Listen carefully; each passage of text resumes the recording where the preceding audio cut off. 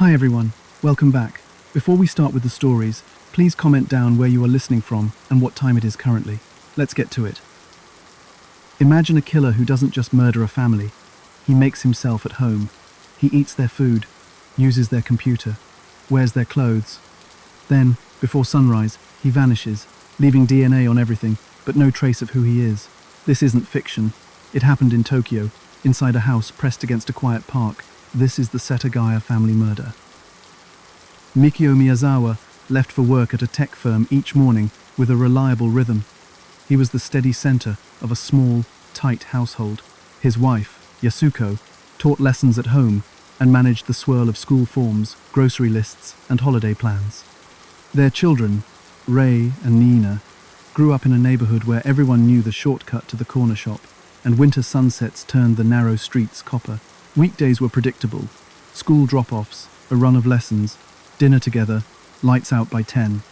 Weekends were for errands, the supermarket flyers pinned under a magnet on the fridge, and visits with grandparents.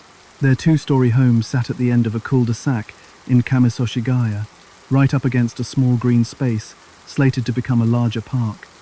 It had the feel of a last house before someplace else. One wall kissed a slope of soil and trees, the fence at the back separating private rooms from public plans. For years, that fence held. Then construction began. Demolition crews arrived. The park expansion promised a skate facility, more paths, more foot traffic. The sound of equipment and boards on wood started drifting over fences, rolling across quiet evenings. Neighbors began to feel the creep.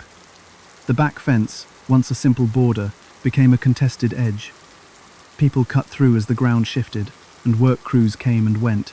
Strangers could now approach from the park side with fewer eyes on them. It wasn't a crime story yet. It was a nuisance story. Noise complaints circulated. Some residents grumbled about kids testing a makeshift ramp near the back. Others worried about unfamiliar faces pausing too long by garden walls. In a place built on routine, even small changes stood out. There were whispers about a warning note. Someone allegedly posted a message urging skaters to be quiet or move on. Reports of trespassing trickled to neighborhood meetings.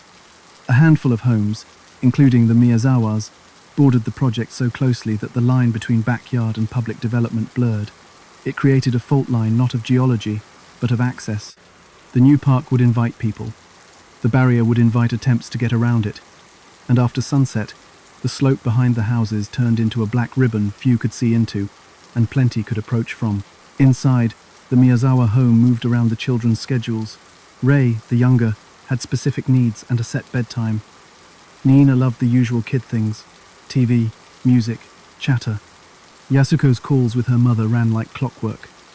Mikio's computer sat in a small office space, where late-night browsing and email checks were nothing special. Ordinary life left ordinary traces.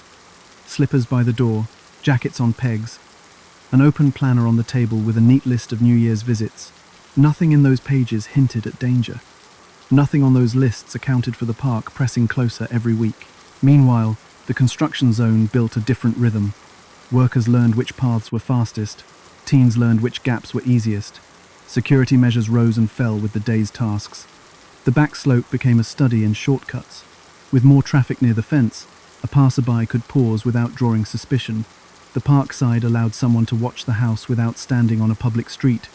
That mattered. It meant the Miyazawa's privacy had a soft spot, one that didn't exist a year earlier. Neighbors noticed the shift before the family did. Dogs barked more at dusk. Tires crunched gravel behind the fence where there hadn't been a road, just a utility edge. There were a few small confrontations. A couple of stern reminders yelled across wood and wire. Nothing escalated, but tension lingered. Parents warned their kids about staying out after dark near the slope.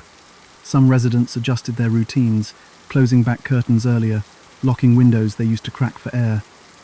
Still, it's hard to redesign a life for a what-if. The stakes were simple and personal. A safe home relies on predictable boundaries. The park project moved those boundaries, from a fence that kept things out to a fence that invited pressure. A house that felt tucked away now sat on the edge of a new thoroughfare. That doesn't cause murder, but it can create an opening. While neighbors argued about noise and schedules, someone else might have been walking that slope, learning the angles and counting the minutes between lights turning off and the last sound from the TV. While the neighborhood adjusted to the park, someone else was taking notes. December 30th started with errands and ended with comfort.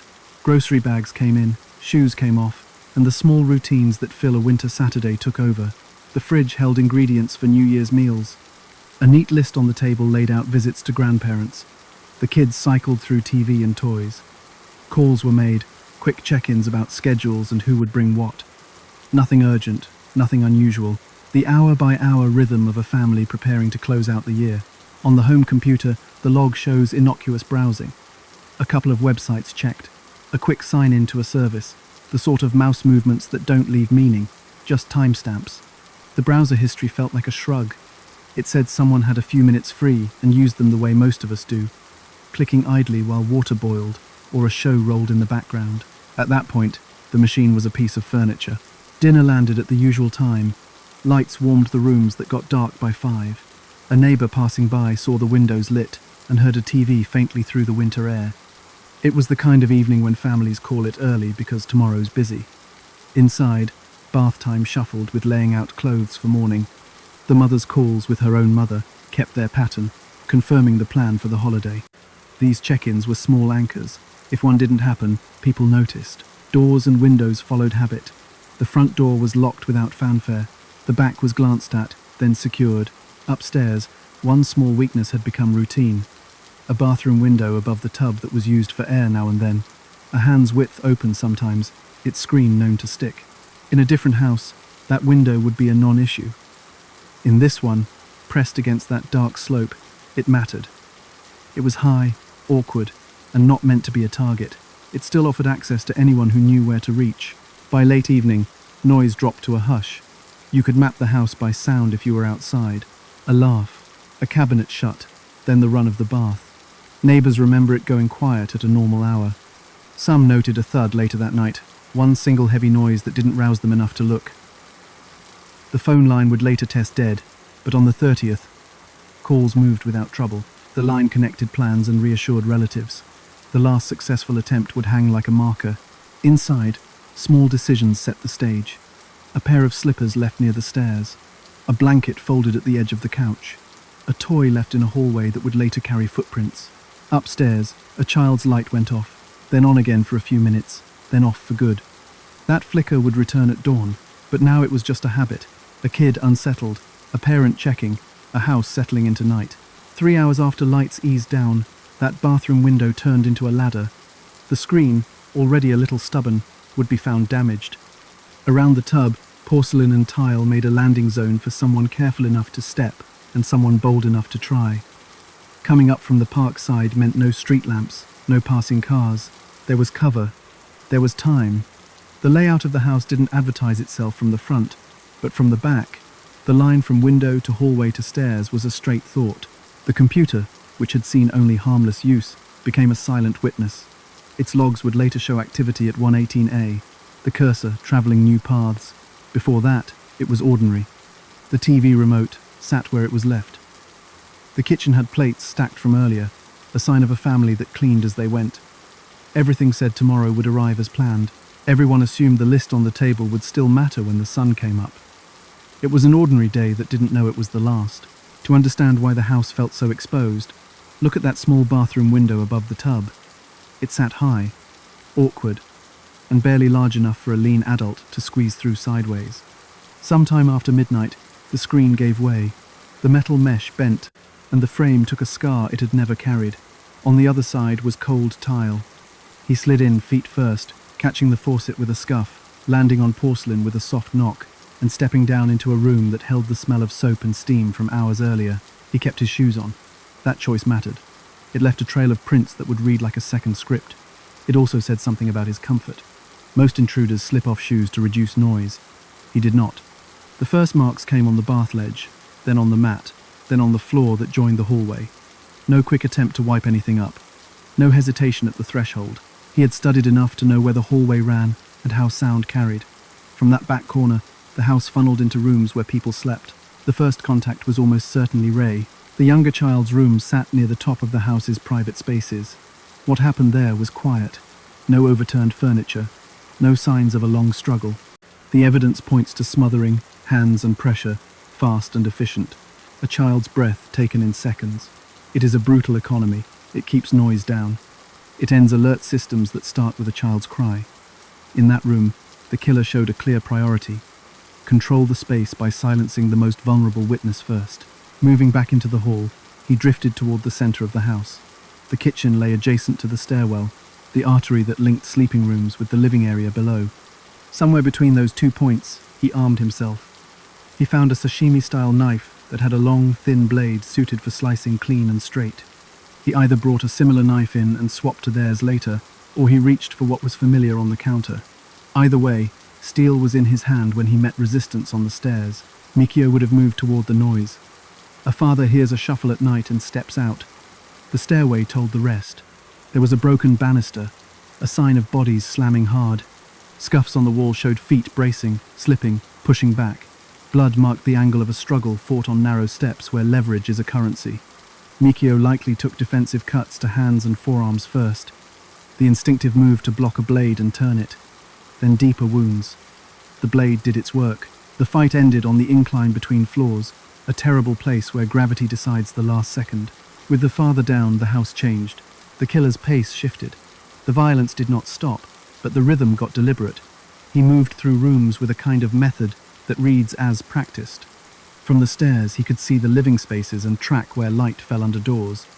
He had already removed the loudest risk, a full-grown man in close quarters. Now the knife was a tool for keeping control. Every footstep stamped the floor with the same shoe. The kitchen air carried the metallic lift of blood. The refrigerator's hum came back into focus. Time stretched. He did not back out after the first kill. He hunted within the walls. That tells you about confidence, or coldness, or a mind that clicked into a plan once the initial barrier was gone. He had come in through the bath window like it was a ladder he had practiced on. He had crossed the second floor to the child's room without bumping into furniture. He had found a blade and met the father within steps of that choice. Nothing felt exploratory. It felt like moving through a map he had drawn earlier in his head. What nobody knew at the time was that this was not the end of the night. It was the start of a longer occupation. The house would soon hold overlapping timelines, blood drying on banisters, while drawers opened downstairs, a knife breaking later under force, and a stranger leaving traces on everything from the bathroom sink to the computer mouse. But in this moment, just after the stairway struggle, the decision that mattered most clicked into place. With the father down, the killer shifted to a methodical pace, and the rest of the home was about to learn it. The sashimi blade was not built for bone. Somewhere between the top of the stairs and the hallway, it met resistance it could not handle. The long, narrow steel flexed, bit, and snapped. That break mattered for 2 reasons. It injured him, likely slicing the web of his hand or a finger, and it forced a switch. He went to the kitchen and reached for a heavier household knife. A santoku or gyuto, thicker, sturdier, meant for chopping, not filleting. Now his own blood was in the mix, droplets and smears layered over the families. The house started telling a second story. The hunter was bleeding too. Yasuko had defensive wounds that showed sequence. She fought. Cuts on hands and forearms marked that desperate habit of turning your body into a shield. The pattern suggests she tried to protect Nina, buying seconds, redirecting, maybe shoving the child toward a corridor or stairs. Blood spatter arcs across door frames show movement at speed. There is a line of transfer along the hallway wall that reads like someone brushing a shoulder while pivoting. It was not a single strike in a single room. It was a hunt through connected spaces, a chase that turned corners and doubled back. Nina ran. You can see it in the footprints, small, scattered, turning sharply where the hallway meets the stair landing. There is a smear near a door jamb at kid-hip height, like she clipped the wood while cutting right. The larger prints close in behind, consistent with the same Schlesinger tread that came through the bathroom window. On the floor, droplets from his injury bead, and then streak. He was bleeding enough to mark, not enough to slow. The heavier knife did what the first could not. It held together through impact. Room by room, the sequence reconstructs itself. The living room shows a burst of activity, cushions pushed, a throw blanket dragged. A small table shifted a few inches with a skid mark in dust. In a bedroom, there is evidence of a brief barricade, a sliding door half closed, fingerprints along the edge, where someone tried to pull it shut fast. The prints overlap, family first, then a bloodied hand on top that is not theirs. The blade work finds them anyway. Yasuko's final wounds tell of close quarters. Nina's blood trail ends near a place that should have been safe and was not. Here is where his own injury becomes a map. In the bathroom, the same one he used to enter, gauze pads and tissues sit in a small spent pile. Someone opened a first aid kit. The mirror would have shown a face flushed with effort, a hand held under the faucet. Water ran. A torn piece of cloth, possibly from his own clothing, served as a wrap. The sink rim carries a crescent smear that matches the heel of a palm. He took the time to manage himself. That is not panic. That is control under pressure. Even as bodies lay in silence down the hall, the broken blade leaves traces too.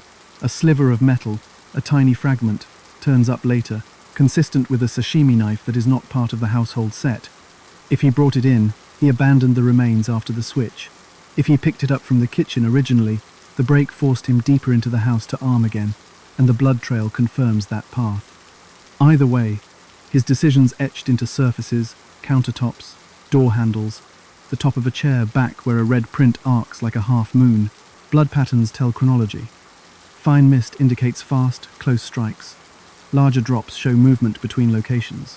White marks on the stair rail suggest a hand steadied itself while moving quickly, then slipped. The angles point to someone right-handed. The stride length hints at height, somewhere around average for a young adult male. None of this gives a name, but it draws a silhouette that moves with certainty, rarely hesitating, never turning back to flee. He was not surprised by the house. He steered through it. By the time the violence stopped, silence felt physical. The refrigerator hum returned. A clock ticked. The children's things sat, as they had before, but their context had changed forever. The killer, bleeding but composed, had cleared the spaces that could hold witnesses. He had adjusted his weapon, treated his wound, and left his own biography in hemoglobin across linoleum and wood. The hunt through the house was not a frenzy. It was focused, efficient, and relentless. The violence was over, but the strangest part had not started yet. With the house silent, he started living there. Desk drawers slid open, files lifted and fanned, papers dumped like he was hunting for a single thread. He skipped the obvious. Envelopes with modest cash stayed where they were. A wallet was not stripped clean. He checked closets, rifled a handbag, pulled out a few coins, then left larger bills. The office space took the brunt. Binders were pulled, plastic sleeves smeared with blood. A printer nudged sideways. It looked like a search, but not a thief's. More like someone curious, or looking for names and roots rather than valuables. He fed himself. The freezer door hung open long enough for frost to flower. Ice cream went missing by bites, not bowls. The spoon left in the sink with a pink swipe on the handle. He drank barley tea straight from a carton, a ring of condensation marking the table. The refrigerator hummed under the quiet. In that kitchen, a stranger stood where the family stood, in socks or borrowed slippers now, moving like a resident. He used the toilet and did not flush. He left tissue in the bowl and on the floor, steps of carelessness threaded with a strange domestic ease. At 1:18 in the morning, the computer woke. The cursor shook awake like a yawn. He clicked through pages that did not scream motive. Routine sites, a home page, a quick look at a bookmarked page. A login field blinked but did not fill. He tried again hours later, near dawn, when the sky was a flat grey and the neighbourhood sat between sleep and chores. The logs show movement and then idling. If he was signalling, it did not land. If he was checking something, it was not obvious. The machine's fan spun, a small wind in a house without voices. There is a fragment that suggests he left briefly, an attempted store visit on a nearby street, timed with a receipt window, but there is no solid confirmation he made it that far. What we know, he settled in. He folded a blanket and set it at the edge of a couch like he was trying not to leave a mess, then smudged blood on its corner anyway. He may have slept, minutes or an hour, the kind of exhausted collapse that follows a long adrenaline spike. The air went stale, the heat constant. He did not rush. He changed clothes. Somewhere between the office and the living room, his own outfit came off. Jacket, shirt, possibly a hat, and was abandoned in a neat, telling pile. The jacket was acid-washed, a style drifting out of step even then. The scarf was another note, a particular knit that would later narrow distribution. In the pockets, grains of sand did not fit Tokyo's soil. He stepped into the family's clothes instead. A sweater with a smell of detergent, maybe pants from a drawer in a room he had already violated. He made himself at home, then left a breadcrumb trail any lab could read. He tended his wound again. The bathroom sink carried fresh crescents of blood over earlier smears, meaning he rewrapped, adjusted, checked for bleeding through. Gauze and tissue multiplied. A bandage wrapper curled on the counter like a ribbon. He moved with a one-handed efficiency that only practice gives, resting the knife on a bath ledge while he tied a knot. The mirror reflected a face we still do not know, pausing long enough to judge whether he could keep going. He could. He walked out and touched more surfaces, spreading his biology across the house. He handled the phone but left the line useless. Whether he cut it or found it already dead after damage during the struggle, the result was the same. No outbound call. Neighbors heard almost nothing, just that thud earlier in the night.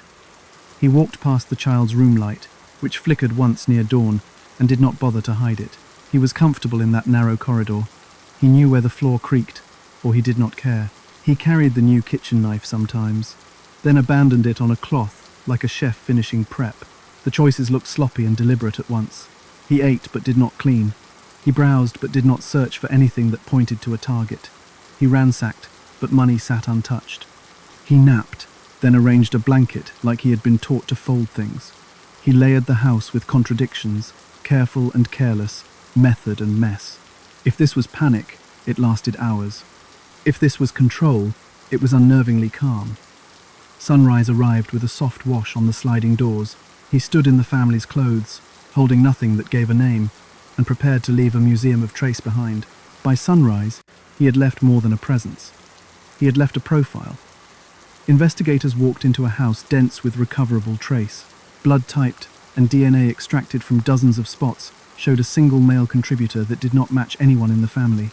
The biology was not a smudge on one doorknob.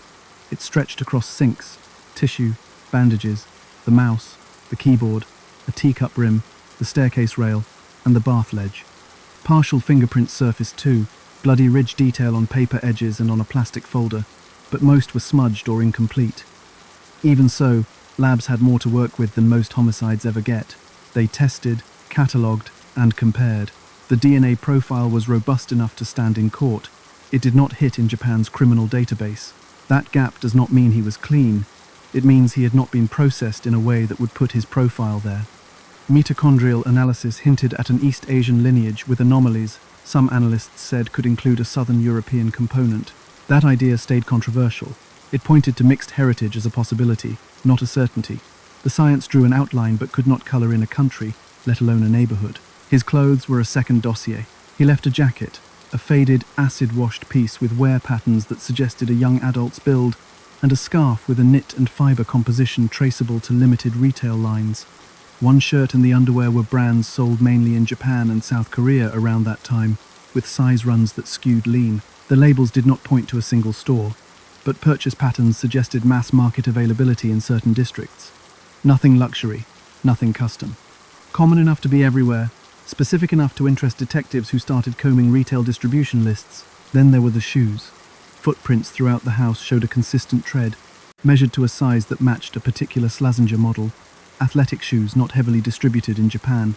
Investigators canvassed importers and shops to establish how many pairs might be on the ground locally. The answer was not zero, but it was low, and the size was not common. Still, shoe sales records are rarely tied to IDs. You can know a model. You cannot know a buyer unless someone remembers a face. No Clark did, and no surveillance footage from nearby shops survived intact. Inside a pocket of the abandoned clothing sat grains that did not belong to the neighborhood. Forensic geologists found a sand mix heavy on quartz and feldspar, with a signature that matched profiles taken from parts of California's Mojave Desert, including areas near Edwards Air Force Base. That did not mean the wearer stepped on that airfield. It meant the sand's cocktail of minerals and microfossils lined up with samples from that region more than with Tokyo's river or construction sands. Theories bloomed. Travel, a gift of second-hand clothes, or contamination from distribution warehouses. The clue felt global and stubbornly imprecise. The broken knife told its own story. The sashimi blade fragment matched a line from a Tokyo store known for kitchenware, a popular brand, widely sold, not a boutique one-off. Detectives traced shipments, spoke to managers, and looked for bulk buyers. No receipt tied a person to that exact blade. If he brought it, he bought it anonymously, or borrowed it long before. If he grabbed the family's knife first and later used theirs as a replacement, then the fragment only deepened the uncertainty. Either way, The edge that cut through the night pointed to a supply chain too broad to narrow fast. On paper, the case looked rich with anchors: DNA, footprints, fabric, a mineral signature, knife origin, partial prints, and internet logs. The logs were not helpful beyond timing. He did not search his own name or message anyone. The click path read like idle movement, not a plan. Phone records added little. Whether the line was cut before or during the night remained murky, and no outgoing call could be recovered. The fridge, the tea, the ice cream, all held touch DNA, but from the same unknown male profile that already covered the house. It was a chorus, repeating one voice. Why did this not close the case? Partly because the data pointed in many directions at once. Mixed heritage signals without a direct match. Shoes that were uncommon but not rare enough to isolate. Clothing brands that crossed borders.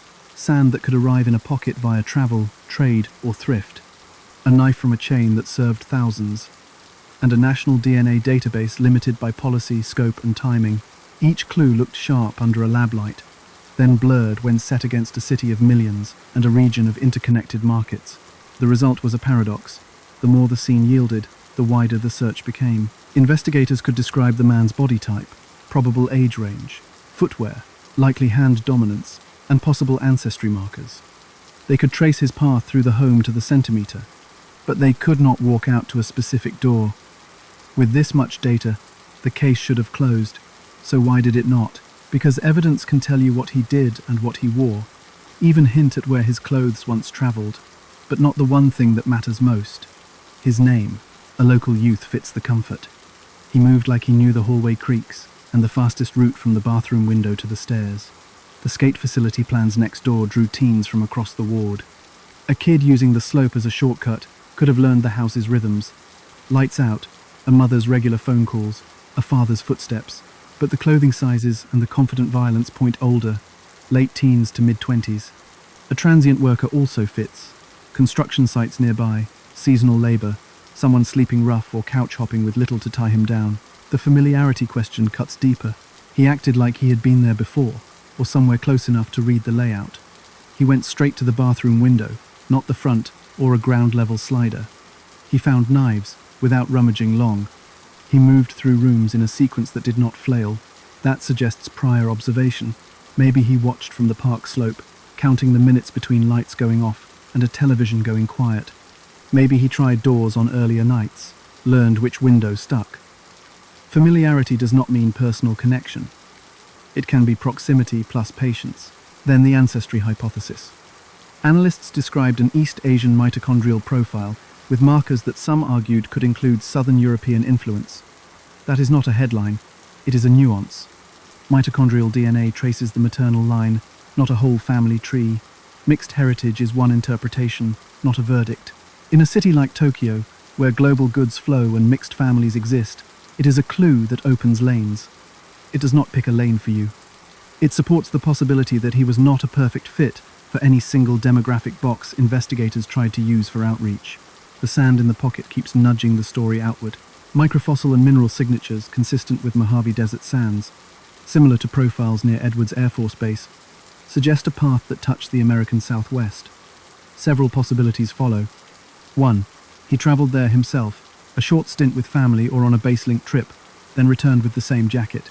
2. He bought second-hand clothing that had sand in the seams before it reached him. 3. Distribution and shipping contamination, where pallets in a warehouse near imported goods picked up dust. A military family angle gets floated because of the base reference and the age profile. It is plausible without being provable from sand alone. Now motive. Burglary gone wrong is the simplest frame, and parts fit. Nighttime entry, drawer rummaging, leaving cash suggests either chaos or a search for documents. But the prolonged stay fights that.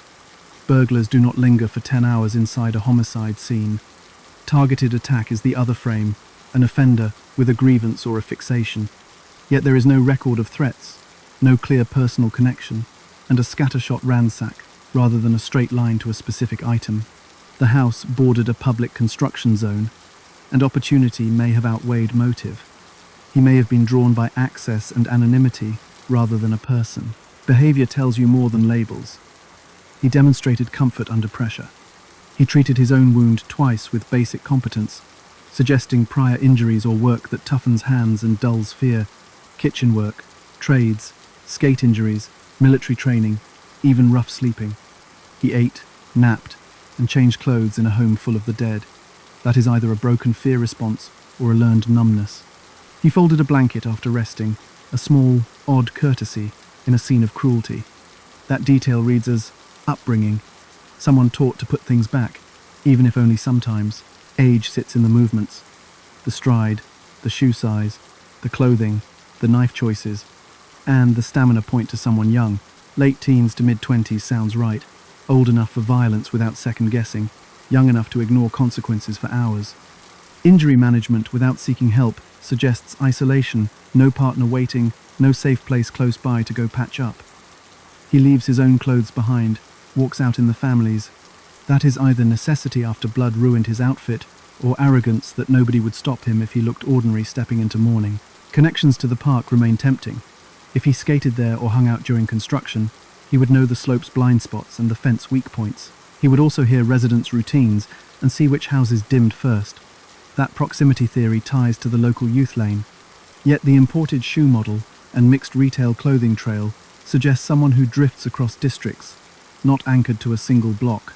A transient worker who also skates is not a contradiction. It is a Venn diagram overlap common in urban edges. When you stack the theories, one silhouette stays. A young man comfortable with risk, practiced at moving through spaces quietly, likely right-handed, average height, lean build, with access to cross-border goods and perhaps a brush with international travel or supply chains. He was not there to get rich. He was there because he could be, and because the house sat on a fault line between private life and public flow. While theories multiplied, the family's world stayed frozen in time. The person who turned their home into evidence walked into daylight like any other morning commuter. Morning came with habits. Yasuko's mother called at a usual hour and got nothing. She tried again. Still no answer. That was not like her daughter. By late morning, concern settled into her bones.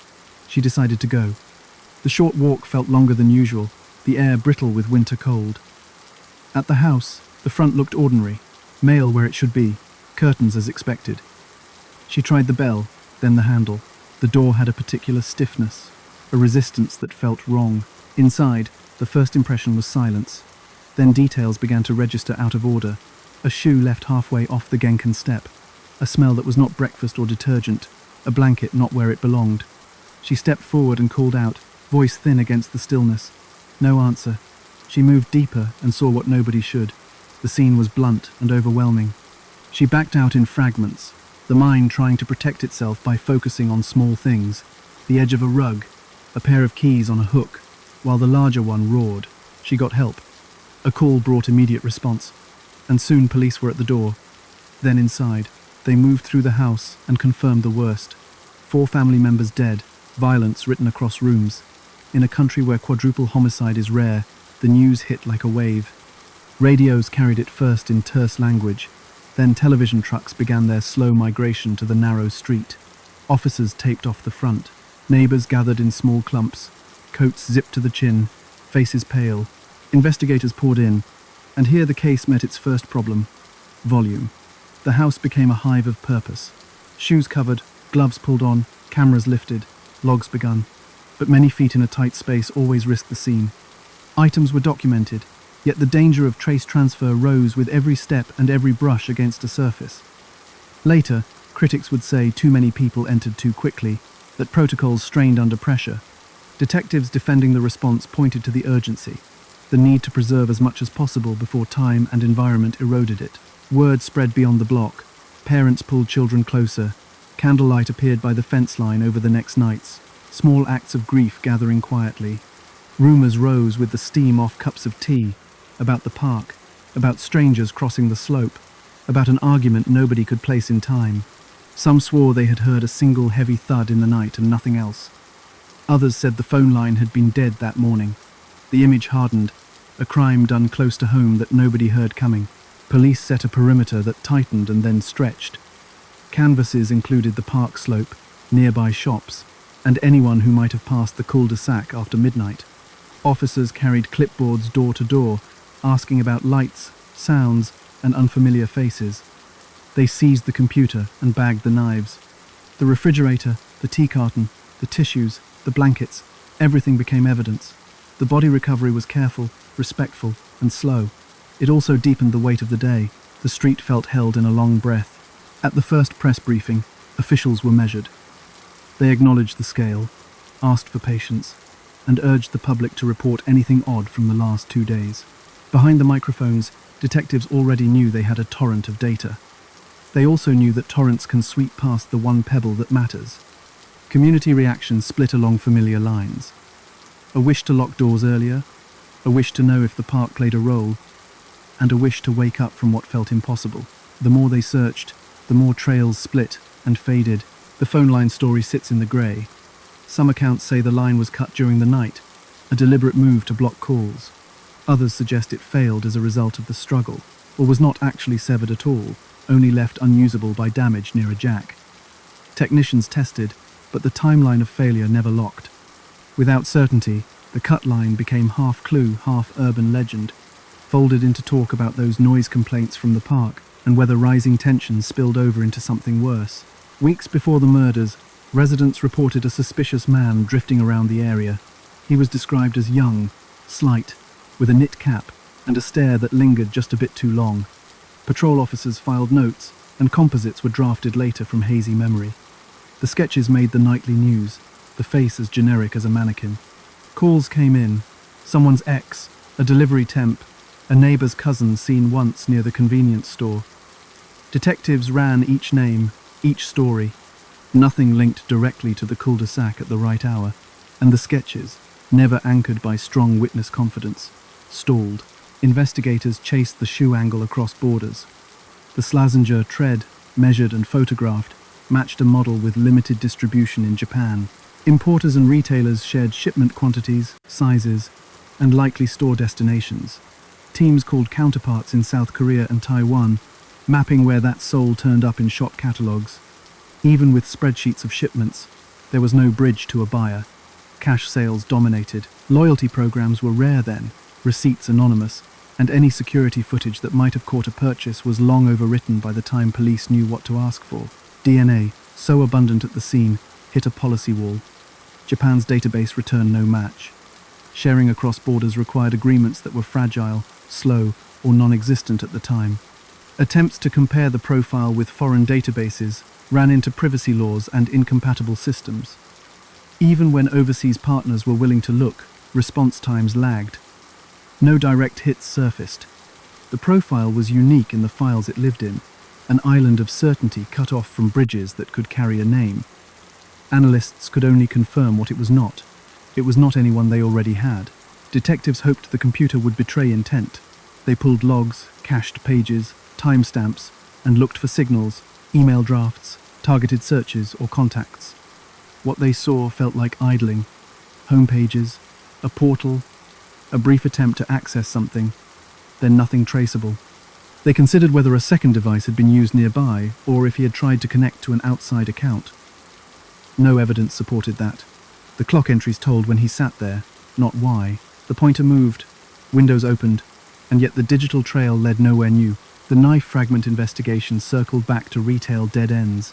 The line was common enough that tracing batch numbers narrowed distribution to neighborhoods but not to individuals. Detectives visited cooking schools and restaurants on a hunch that someone who preferred a sashimi blade might have worked with one. Managers shrugged. Students cycled in and out. No one remembered a young man with a bandaged hand appearing in the first week of January of 2001 asking for time off or quitting abruptly. Hospitals and clinics were checked for late-night laceration treatments. Records did not show a match, or the person never came in. There were tips about travelers. Someone said a young man with an accent had asked directions near the station.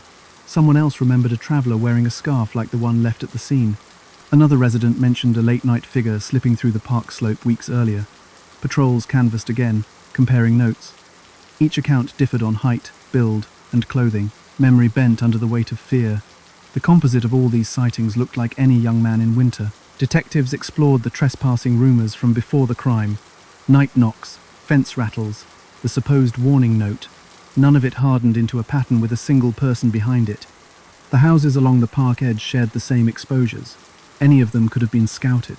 If he had watched from the slope, he blended in with skaters, workers, and dog walkers. Familiarity with the approach did not require a home address nearby. It required time, and time was free to anyone who knew how to disappear in plain sight. International angles rose and sank with the tide of the sand clue. Teams reached out to bases, airlines, and freight handlers, trying to learn whether clothing shipments or personnel movements could explain those grains. They learned a lot about logistics, and very little about one jacket's journey. Without a name, requests felt broad and speculative. The answers were polite and empty. The sand remained a whisper of travel and nothing more. Every lead promised a hallway with light at the end. Each door opened onto another locked door. The case gathered data, maps, and binders, but the path to a person kept looping back to the same house and the same unanswered question. Every clue opened a door that led to a locked hallway. Years passed, but the street never forgot. Each December, officers returned to the cul-de-sac, not to reopen the wound, but to show it had not been allowed to scar over and vanish. Posters went up with the composite outline of the unknown man, the shoe tread, and the list of small details that once felt like they would crack the case. A scarf, an acid-washed jacket, a size range. Detectives reenacted the approach from the park slope, climbing a ladder to the bathroom window to show how quiet it could be. They handed out flyers. They asked the same questions again, hoping for a different answer. Rewards climbed. What started as a modest appeal grew into one of the largest bounties for information the city had ever offered. The figure changed with press conferences and funding rounds, but the message stayed steady. Someone knows something. Tip lines reopened every anniversary week. Some calls were heartfelt, some strange, some repeats from the same voices who needed to be heard, even if they did not have anything new. Investigators treated each as if it might be the one that finally bridged the gap between evidence and identity. Family rituals anchored the memory. Relatives gathered in quiet rooms to say names that the public only saw on posters. A grandfather kept his persistence measured and dignified, visiting graves, speaking softly into microphones when asked, and refusing to let the story dissolve into a cautionary tale told without faces. Flowers appeared near the spot where the back fence once stood. Candles burned for hours in winter air. The house itself could not last. It was demolished years later, replaced by something simpler. The emptiness of that lot, for a while, felt louder than the house ever had. The case seeped into the city's sense of itself. Tokyo prides itself on order and safety, on a rhythm that absorbs shocks and keeps moving. This crime pulled at that fabric. It sparked debates in newsrooms and classrooms about media lines, how much to show, how much to say, and whether lingering on the killer's strange behavior fed morbid curiosity or served public understanding. It also pressed on the myth of absolute safety in quiet neighborhoods. People started to check bathroom windows they had never thought about. Park edges got new lighting. Fences were replaced with higher panels and cameras that blinked red dots at night. Police statements tracked the years like tree rings. On major anniversaries, a senior official would step up and say the case remained active, that advances in forensic science were being reviewed, that new eyes had been assigned. Sometimes they announced a refined age range, or a reanalysis of fibers, or outreach to another country's lab. Sometimes it was just an appeal. They released updated sketches, not of a face, but of clothing and a gait inferred from stride length. They showed the Slazenger soul again. They asked for anyone who remembered a friend who bandaged a hand after New Year's in 2001. Evidence aged but did not die. Samples were preserved, catalogued, and occasionally retested as methods improved. Cold case units learned to live with this file open on their desks, the photographs laminated by repetition. New detectives rotated in and brought fresh focus to old details, sand provenance studies, database expansions, overseas liaison checks. Old detectives retired with the file still heavy in their thoughts. They carried the house with them. They could walk it blind in their minds. Bath window, hallway, stair rail, office chair, fridge, couch. The neighborhood learned to hold grief and routine at the same time. Children who had been babies when it happened grew up under the story. They heard about the thud some neighbors remembered and the silence that followed. They learned the names of the family and the shape of the street before the park expansion finished. Some moved away. Some stayed and lit candles each December. The park next door smoothed into ordinary use. Skaters, strollers, a boy practicing kickflips where, years earlier, police dusted for trace. What remains is a paradox that sits in the city's chest. A house that is gone, replaced by memory. A case file that keeps growing heavier with analysis and lighter on certainty. A family line that ended in one night, and a community that keeps repeating the same small acts of remembrance. 2 decades on, the data is heavy, but answers are light. And the question that began at dawn, with a stranger in borrowed clothes and a computer screen glowing in a quiet room, keeps calling the city back. Let's get to story number 2. The detective eased open the seam of the oversized Hello Kitty mermaid head. Inside, light hit bone. A human skull stared back from a child's toy. Across town, a teenage girl sat in a bare interview room, hands trembling, saying she heard a woman calling her name at night. Hong Kong, 1999. Neon one-chai alleys, cash-only bars, rooms rented by the hour. A woman named Fan Man Yi had vanished months earlier, leaving a son and a rumor trail, debts, gang ties, whispers of captivity. How does a toy become a container for a skull? To understand, we need to rewind to the night Fan met Big Brother Chan.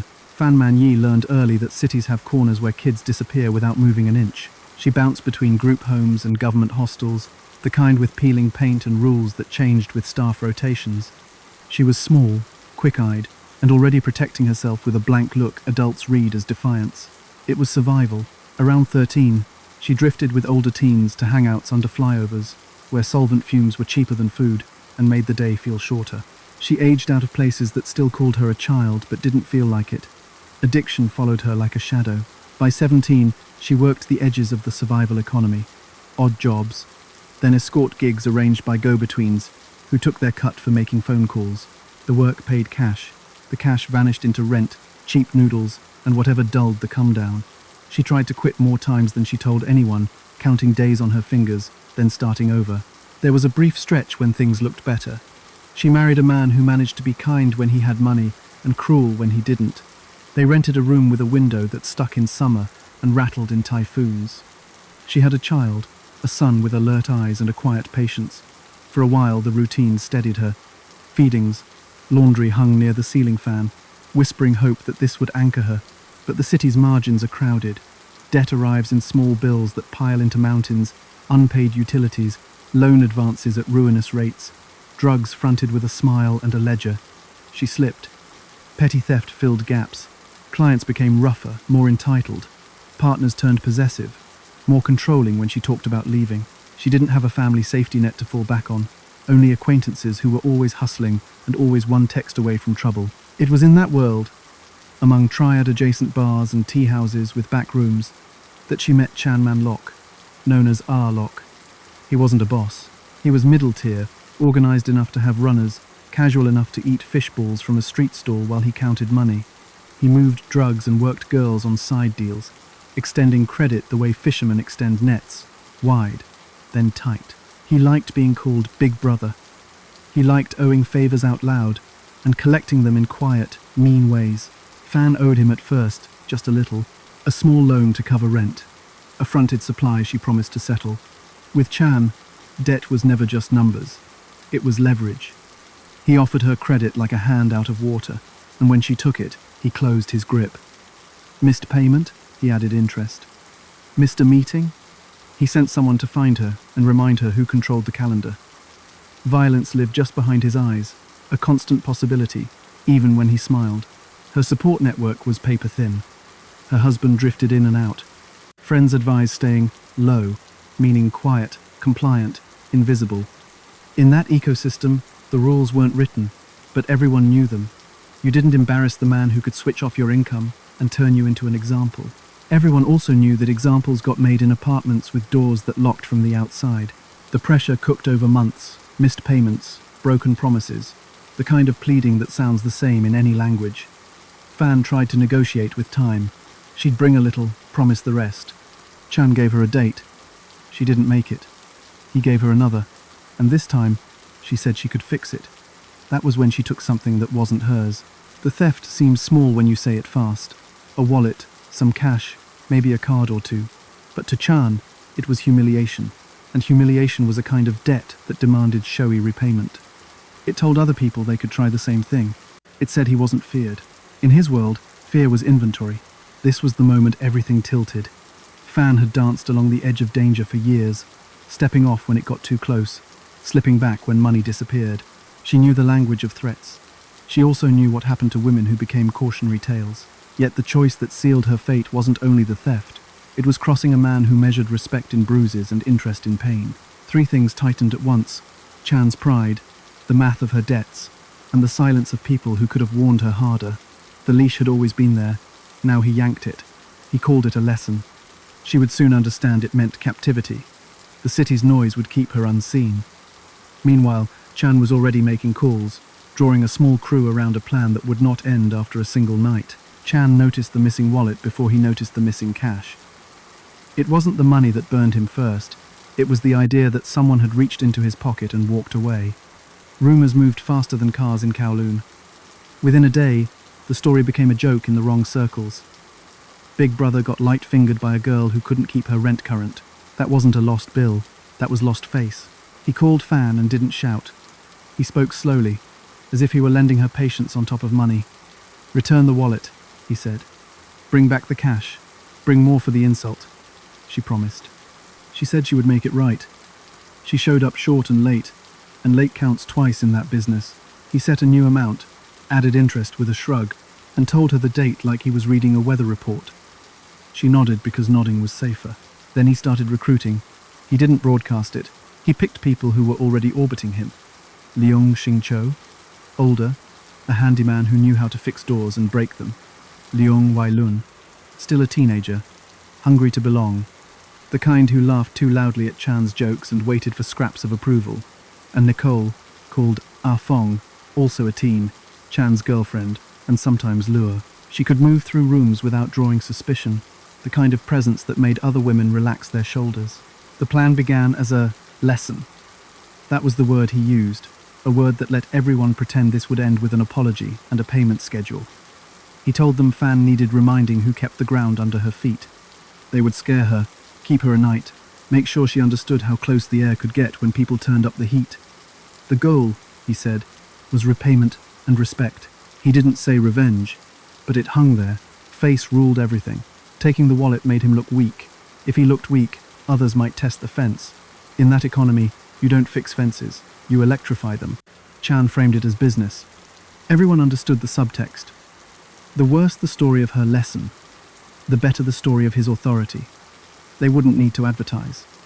Word would leak, like it always did. And that was the point. They prepared the ground the way predators do, by pretending it was still a sidewalk. Fong reached out to Fan with a small kindness and a bigger promise. Quick money, a client who paid up front, an easy night that would push down the number in Chan's head. Hoping is a reflex when the numbers never line up. Fan agreed to meet. She told herself it was a way to reduce the pressure. She told herself a lot of things because she needed one to be true. Meanwhile, Chan set the stage at a flat in Tsim Sha Tsui he used for business. Close to crowds, close to noise, close to nobody who would risk asking why a door stayed closed. He told the Leongs what to bring: ties, tape, a length of PVC pipe that wouldn't leave visible splinters. He talked about control like it was furniture, something you arranged for comfort. Fan's options narrowed to a funnel. If she ran, she would lose her contacts and her territory, and debts don't leave when you change phone numbers. If she stayed, she risked the lesson becoming an example. She chose to show up, which felt like choosing, but it wasn't. By then, the decision had been made for her, in Chan's mind and in the minds of the two men who would do what he asked without asking why. On the street, nobody watched closely. People don't when the math looks dangerous. The plan shifted as plans do when men like Chan feel the old anger rising. He told himself she had to feel it to understand it. He told his crew they would keep her until she paid. He left the length of that sentence undefined, and in that undefined space, cruelty finds room to live. The lesson had a new meaning now, and it would not end in a single night. Tsim Sha Tsui hums at night. Neon, taxis, foot traffic that never thins. Above it, on Granville Road, a building with tired stairs and a lift that sticks between floors offered the one thing Chan wanted most: anonymity. He had used the flat before. It was sparse: a mattress on the floor, a metal frame, a fan that clicked every third turn, the kind of place that blended into the city's background noise. Fong reached Fan first with the bait: a short job, an easy client, cash in hand, a way to knock down the number Chan kept repeating. They met near a corner noodle shop where steam fogged the window. Fong smiled, light, friendly. She said the client wanted to handle it privately upstairs. Fan hesitated. then convinced herself this was routine. In their world, a little risk came, with every ride in an unmarked car. The car door closed with a hollow thud. Fan sat in the back between the Leungs. The teen watched her, grinning like this was a prank. The older one stared ahead, jaw tight. Chan rode up front, silent, thumb drumming on the door. Fan asked where the client was. Chan said, nearby. The streets blurred by Cameron Road, Carnarvon Road, then the turn onto Granville. She clocked the landmarks out of habit, mapping exits she wouldn't get to use. Inside the stairwell, the smell of damp and old cooking oil hung thick. They didn't take the lift. Chan said it was safer to walk. On the third-floor landing, the younger Leung squeezed her arm, too hard to be mistaken. Fan's breath shortened. She knew the feeling of a room tightening before anyone locked it. The key scraped. The door opened onto stale air. The first 20 minutes were negotiation by pretense. Chan told her to sit. He asked about the wallet, about the cash, about who else she had told. His voice had that quiet rhythm that buys time while the room absorbs a new shape. Fan apologized.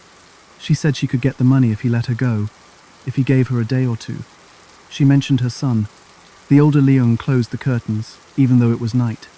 That was the shift, light going from city neon to sick yellow. When the first slap landed, Fan understood there wasn't a client. The second came from a PVC pipe, the hollow sound almost comic if not for the pain behind it. They tied her to the metal frame with nylon cord, wrists first, then ankles, not tight enough to cut skin, tight enough to cancel choices. She asked for water. Chan said she could earn it. He pulled up a plastic chair and sat close enough that she could see the chipped line on his thumbnail. The first 24 hours stretched into a loop, beats and demands. She was kept awake, jolted when she drifted, slapped when she begged. Food didn't come. When it did, it was garbage, stale rice dripping with chili oil, shoved in her mouth until she coughed. She promised the same numbers over and over, a portion tomorrow, the rest by week's end. The math stopped mattering. The lesson had changed into something else. Crew dynamics set like concrete. Chan spoke and decided. The older Leung followed orders without comment, adjusting knots, moving furniture, finding another length of pipe. The younger tried to impress, suggesting games, laughing too long, waiting for Chan's approval like a dog waits for a nod. Ah, Fong hovered, watcher turned participant, handing over tape, holding a bowl, flinching only when Fan said her name. Outside, the city's noise covered the sounds inside. Buses wheezed, KTV basslines thudded. In a hallway nearby, a neighbor banged a door and muttered about arguing again, but no one knocked. That building knew better than to invite trouble. The flat's reputation grew like mold, felt but not discussed. By night's end, Fan's wrists burned. The cords dug deeper each time she moved. She shifted from bargaining to calculation. Count breaths, count minutes, save strength. The realization came slow, like a drip. This wasn't a quick punishment. There was no schedule, no end date, only the steady clock of men who had nothing better to do than prove a point. Chan kept his chair near. He asked the same questions, not for answers but for the right tone of fear. Every time she matched it, he nudged the line farther. He made her smile on command. He reminded her who owned time in that room. When she cried, he told her she was wasting water. When she went quiet, he told her silence was rudeness. She scanned the room for edges, a loosened screw, a frayed cord, anything she could use. Nothing offered itself. She called out once, a small sound, hoping the hallway might carry it. The older Leung turned up the TV to a game show rerun, canned laughter washing over the walls. That was when the routine took shape. Pain, mockery, a pause, then more. It would soon become a schedule, the kind you keep even when you don't write it down. Time lost its meaning inside that small Kowloon flat. Morning and night blurred into one continuous cycle of fear and control. The atmosphere grew heavy, the air thick with exhaustion and command. Fan was trapped in a place where sleep was permission, not rest, and each hour folded into the next with mechanical cruelty. What began as intimidation became a routine of punishment. The men controlled everything: light, noise, movement. They spoke in clipped tones, giving instructions that carried no reason. Water was rationed. Food came rarely, used to test obedience rather than feed hunger. Fan learned quickly that silence was safer than questions. Every request was a gamble. Her body weakened, but her mind tried to build small islands of focus. She counted sounds, the steady ticking of a ceiling fan, footsteps crossing linoleum, the rhythm of her own shallow breath. Each sound became a measure of time. She whispered promises to herself, and sometimes to her son in her thoughts, repeating his name like a prayer. The apartment grew quieter as the days passed, except for short bursts of chaos that broke the stillness. Arguments, commands, laughter that didn't belong to Joy. Neighbors heard the noise through walls, but convinced themselves it was nothing unusual. In the city, sounds like that were part of life, uncomfortable, but ordinary enough to ignore. Inside, Fan tried to make bargains. She offered information, money, cooperation, anything that might shift her captor's moods. But control, not reward, was the point. When she was kind, they mocked her. When she resisted, they waited her out. It became clear that nothing she did would change the outcome. Ah Fong, the youngest in the group, watched everything from the edges. At first she moved awkwardly, fetching water, cleaning up, doing as told. Her fear was visible in every motion. Fan looked to her more than once, searching for help, but Ah Fong's eyes slid away. The girl was caught in her own cage of fear and loyalty, and every chance to intervene passed like a missed heartbeat. As the days stretched, Fan's strength began to fail. She spoke less, drank little, and drifted in and out of awareness. The small apartment took on a smell of confinement, sweat, dust, and something that didn't belong in the living. The walls seemed to absorb it.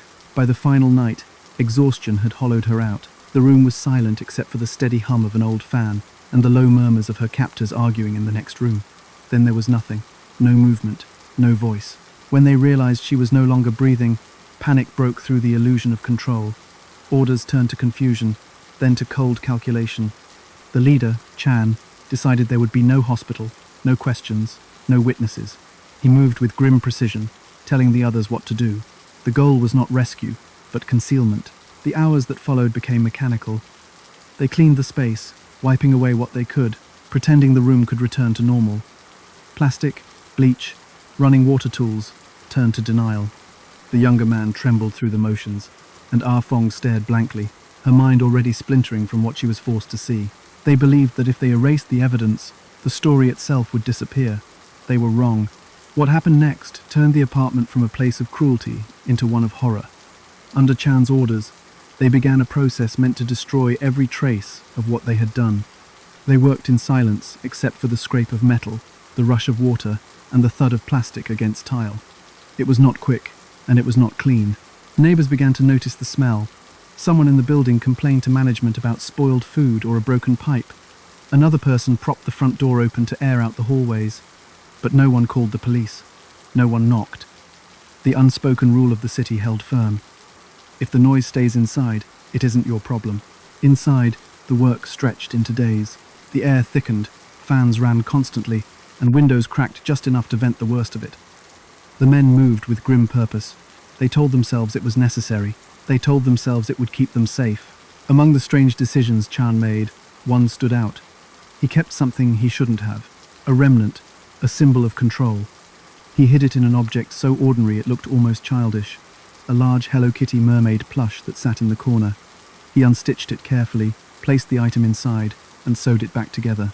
When he was done, the toy looked just as it had before, grinning with its cartoon smile. For Ah Fong, that was the breaking point. In the weeks that followed, she avoided the flat, haunted by what she'd seen and what she couldn't undo. At night, she dreamed of the toy.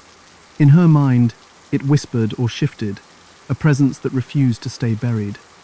The smell lingered in her hair and on her hands no matter how much she washed. The others tried to move on. They told themselves the story was finished, that the apartment was clean, that the city would forget. But it didn't. The smell, the silence, the missing woman, all of it formed a pattern that couldn't be erased. Months later, Ah Fong finally walked into a police station. She was 16, trembling, holding a secret shaped like a toy. Her voice cracked as she spoke. The officers who listened would later say she seemed half awake, as if she'd been living in two worlds, the one outside, and the one still trapped in that flat. When police entered the apartment, they found the Hello Kitty doll sitting neatly on a shelf, the same grin, the same pose. What it held inside turned an urban rumor into one of Hong Kong's most haunting true crime cases. Months passed, but the apartment did not leave her. Ah Fong stopped sleeping through the night. She woke with the click of a fan in her ears and the smell of boiled bleach in her nose. In quiet moments, she said she saw Fan in the corner of her room, not accusing, just present, like a question that refused to fade. She began walking different routes home to avoid Granville Road. It did not help. The toy's fixed grin followed her into daylight. She told herself it was stress. She told herself she had done what she had to do. The story did not hold. So she did something small that became enormous. She spoke to a social worker she had met before. At first, she did not say the word murder. She said, a woman, hurt, apartment, and cannot sleep. The social worker asked gentle questions. Names were avoided, places hinted at. Then the barrier broke. Ah, Fong said Fan. She said Chan. She said skull. Police heard that and did not rush. Teenagers caught in the orbit of older men often tell tangled stories that fall apart under pressure. But then Ah Fong began describing things no one could guess. The layout of the flat on Granville Road, the bathroom door that stuck, the chipped tile near the tub, the exact spot of a Hello Kitty mermaid plush on a shelf beside a window that opened only an inch.